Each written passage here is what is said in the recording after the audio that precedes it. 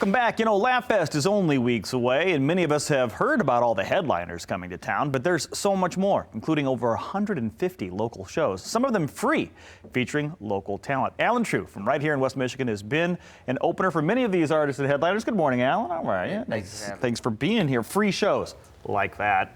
All right. Yeah, we know our audience. We know West Michigan. There might be a certain community that likes to save $1 or $2, but free shows is a big part of this because it helps people who can't afford that Gaffigan ticket or that Miranda thing or, you know, these big ticket items to come out and see some great comedy, still great quality comedy too. No doubt. I think that that's the goal of the festival, is to be able to accommodate everybody and bring all different varieties of acts and types of shows to it. And you're right. The assumption is that maybe the free shows aren't quite as good, but that's not true. Some of the best shows in the past have been the free events. And you're not just saying, that's not just lip service. I've been to some of these shows, and they are just hilarious. Great shows. Let's talk about a couple. You got the recovery showcase, right? Yeah. That's coming up.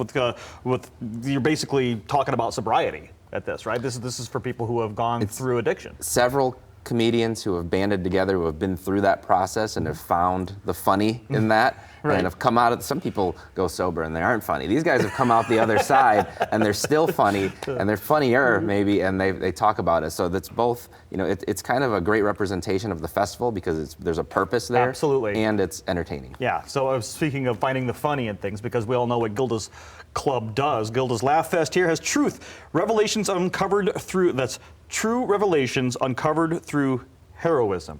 It's an acronym for truth, right? So it's a totally serious meeting of critical thinkers representing truths. Is that what I'm hearing? It sounds serious. Can I talk about conspiracy theories? There's some funniness. There's funniness there too. It's definitely a funny show, and I'm glad you have that acronym on that iPad, because on the drive here I was like, how am I going to remember this?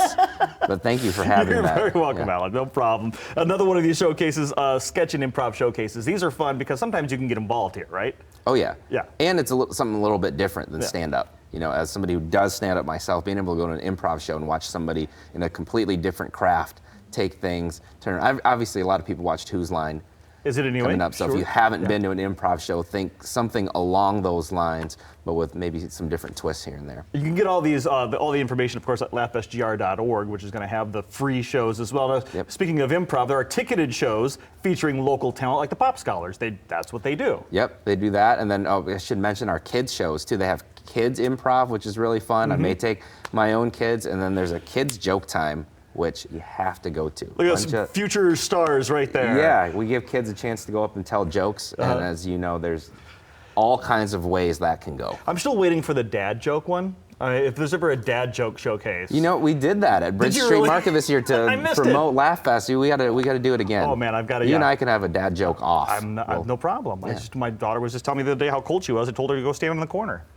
It's usually 90 degrees. You had a great. It's usually 90 degrees. You had a great shark call back over there. I was like, listen, I'm proud of Todd for calling. We talked about sharks, then you used it over here. That's a mark of a professional. Thank you. Thank you. The callbacks are important. Hey, Rockin' Homegrown Jam, though, that's your meat and potatoes, right? That's you and a few other local comedians who tour the country. You guys are all over the place, but here you get to stay home and showcase your talents. Yeah, it's funny because we're all friends, but we don't see each other because we never do shows together. We're traveling all over the place. Then we bring in a band, the Legal Immigrants, great band from in town. And this will be, I think, our 4th or 5th year with them, where we all do our comedy set, and then they come out and we cover a song with them. And in the past, we've done some crazy things. Adam Deggy covered Alanis Morissette one year. Ironic? I think he's saying You Ought to Know. He tore a picture of Uncle Joey. Oh, so I know. So sorry, guys. Sad. I know he's from Michigan. It's okay. Last year we had, I sang The Freshman by Verve Pipe, and we brought Brian Vander Ark out midway through the song. That's awesome. To help me. So you got like a star cameo, too. Yeah. This is so much fun because we all know you all want to be rock stars. Right. Oh, yeah, I mean, you're comedians, but you all wanted to be rock. Listen, their lifestyle's way cooler than ours. You want to see this show and the many other shows? Of course, we can talk about the headliners too. You know who's coming? Jeff Foxworthy, Jim Gaffigan, all the big names. But don't forget the local Rockin' Homegrown show and all Pop Scholars and all the local talent that we have, not to mention all the free shows. March 5 through 15, laughfestgr.org, all of it supporting Gilda's Club, which of course helps people through that grieving process, people suffering through loss and cancer and other maladies. Thank you so much, Alan. Appreciate the time. Hey, thanks for having me. You bet.